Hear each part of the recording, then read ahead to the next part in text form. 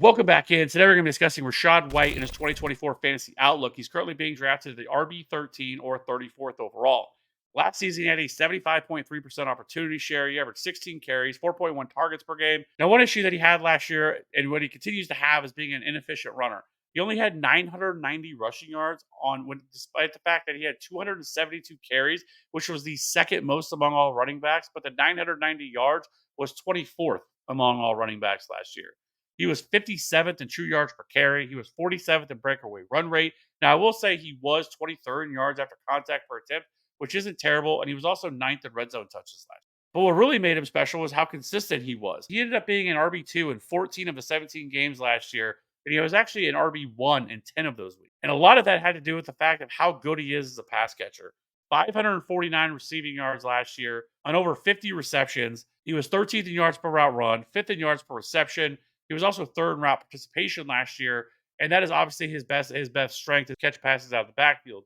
Now, this year, we're going to have a new offensive coordinator because Dave Canales left and went to Carolina. You're going to have Liam Cohen take over as the offensive coordinator. He was actually the offensive coordinator last year of the Kentucky Wildcats. Prior to that, he was actually with the Rams under Sean McVay. Now, last season, heading into 2023, a lot of people were pushing Rachaad White down because they thought Sean Tucker was going to be the guy that was going to come in and take a lot of the early down work because how inefficient he was as a runner the year prior to that. But obviously, Sean Tucker did absolutely nothing. They thought Chase Edmonds, we thought all these people were going to come in and take some touches away from Rachaad White. It just never happened. Rachaad White ended up being an absolute workhorse. But now this year, they go out and they draft Bucky Irving in the 4th round. Now, Bucky Irving on the surface looks like kind of a redundant asset to Rachaad White because he is a tremendous pass catcher out of the backfield. He had 85 receptions over the last 2 years at Oregon and nearly 700 receiving yards. Now, that does not take away from the fact that he was actually pretty good as a runner, too. 1,200 rushing yards on 186 carries and 12 touchdowns last year at Oregon. He was also efficient, 13th in missed tackles forced per attempt, 23rd in yards after contact per attempt, and 23rd in carries of 15-plus yards. For a lot of people, it was looking like Bucky Irving was going to be inside of a lot of guys' top 5 in terms of the running back position. But the 2024 NFL Combine happened, and it really sunk his cost.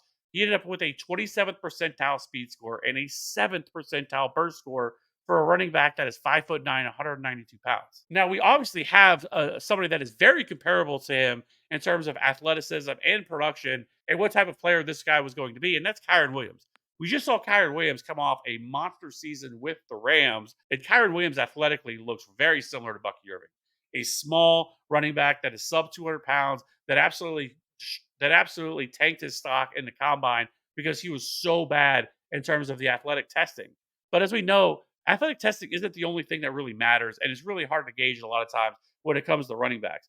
And really being a 200 plus pound running back is no longer a prerequisite to be able to be a 3-down workhorse like we saw with Kyren Williams last. So I do think there is a scenario here where Bucky Irving can end up eating into Rachaad White's opportunity share here in this offense. At the very least, I think Bucky Irving is at least an interesting late round pick, depending on how he ends up finishing camp in the preseason, because Bucky Irving has been getting a lot of praise so far in training camp by the beat reporters. And I've talked about how good he's looked and how explosive he looks as a runner, which is shocking because considering he had the 7% burst score. So I do think this is something that we should be keeping into consideration when it comes to Rachaad White. Now, one thing that's going to continue to help Rachaad White is Baker Mayfield. He's the gift that keeps on giving to running backs. As over the last 2 seasons, he is the 5th highest rate of checking down. Only Russell Wilson, Joe Burrow, Derek Carr, and Justin Herbert have a higher check down rate than Baker Mayfield does.